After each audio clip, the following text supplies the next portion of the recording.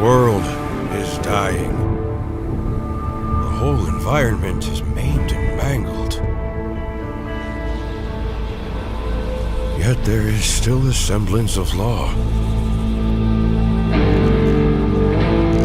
Everything has its place.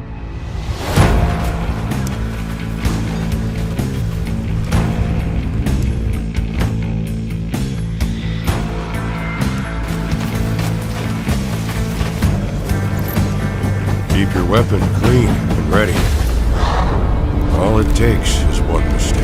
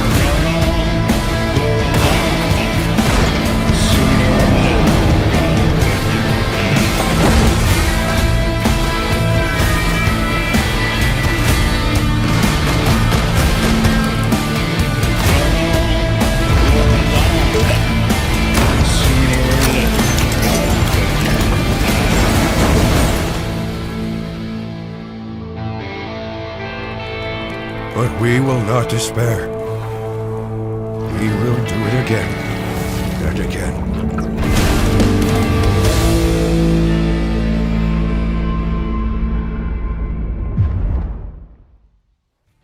Guns of Eschaton is imagined as a bold evolution of the classic Western shooter formula, drawing clear inspiration from games like Call of Juarez, but pushing it far beyond dusty realism into a world corrupted by apocalyptic horror. Instead of simply recreating the Old West, the game reinterprets it as a dying frontier caught between reality, myth, and demonic collapse.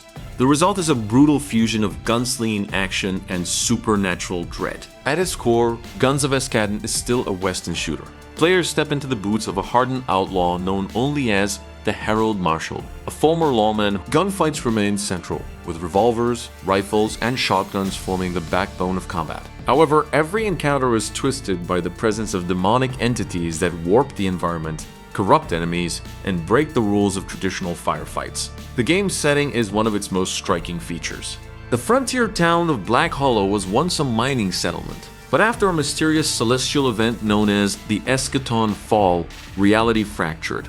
Now the town exists in a permanent state of decay, half physical, half infernal. Wooden buildings rot in real time, skies burn with unnatural crimson light, and shadows behave like living creatures. Streets stretch longer than they should, alleys loop back into themselves, and church bells ring even when no bell tower remains. Unlike traditional Western shooters that emphasize realism, Guns of Eschaton leans heavily into surreal horror. Demonic influence manifests in multiple ways. Some enemies are former townsfolk now transformed into ashbound, hollow shells with glowing sigils burned into their skin. Others are entirely non-human, such as towering bone horses, whispering gunmen with no faces, and creatures that emerge from cracked earth mid-combat. The environment itself becomes hostile. Doors slam shut on their own, buildings shift positions between reloads, and the sky occasionally bleeds downward, distorting visibility. Combat maintains the grounded feel of a Western shooter, but adds supernatural mechanics that change the flow of battle. The player's revolvers, for example, can be imbued with Eschaton marks, temporary upgrades earned by surviving demonic encounters. These marks allow bullets to do impossible things, curving midair to track enemies, igniting on impact, or briefly freezing targets in time.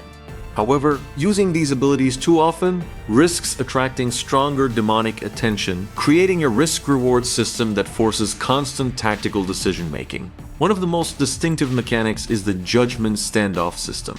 In traditional Western games, duels are about reflex and timing. In Guns of Eschaton, standoffs occur when demonic energy saturates the area. Time slows, and both the player and enemy are pulled into a distorted pocket dimension where reality flickers. Instead of simple quick draw mechanics, players must read supernatural cues, eye glow patterns, shadow movements, and whispered audio tells to survive.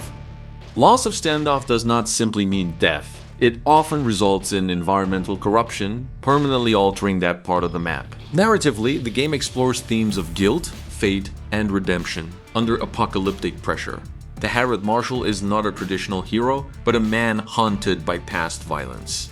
As the Eschaton fall spreads, he begins to question whether the demonic invasion is external or a manifestation of human sin. NPCs encountered throughout the journey are unreliable, often shifting between ally, enemy, and hallucination depending on the state of the world. The story is non-linear, with multiple paths leading through corrupted territories such as the Hollow Mines, the Cathedral of Dust, and the Ashen Frontier. Each region has its own interpretation of the apocalypse. In one area, demons manifest as religious visions. In another, they appear as mechanical abominations fused with Western machinery like steam trains and revolvers. This blending of industrial decay and hellish imagery gives the game a unique identity within the genre. Visually, Guns of Eschaton is designed to feel like a nightmare rendered in high fidelity. Lighting plays a crucial role, with harsh sunlight often cutting through layers of ash and smoke, creating dramatic contrasts. When demonic events trigger, global lighting shifts instantly, day turns into blood-red twilight, and shadows gain physical weight. The art direction emphasizes realism distorted by supernatural interference, making familiar Western landscapes feel alien and unstable. Sound design further enhances the atmosphere. Gunshots echo unnaturally long, sometimes returning as distorted whispers. Wind carries fragmented voices in unknown languages. Even silence feels unstable, as if the world is holding its breath. The soundtrack blends traditional Western instruments like harmonicas and acoustic guitars with low-frequency choral tones and unsettling ambient drones. Progression in Guns of Eschaton is tied to both skill and corruption. As players engage more with demonic forces, they gain power but lose stability. High corruption levels unlock devastating abilities such as summoning spectral bullets or temporarily freezing entire rooms in infernal time loops. However, these powers come at a cost. Enemies become more aggressive, hallucinations increase, and reality becomes harder to distinguish from illusion. Ultimately, Guns of Eschaton stands as a reimagining of what a Western shooter can be. It preserves the tension, precision, and grit of classic gunfighting while layering it with psychological horror and supernatural chaos. Fans of grounded shooters like Call of Juarez would recognize the DNA of the genre, but the experience is transformed into something darker, stranger, and more unpredictable. It is not just a game about surviving the Wild West. It is about surviving the end of reality itself.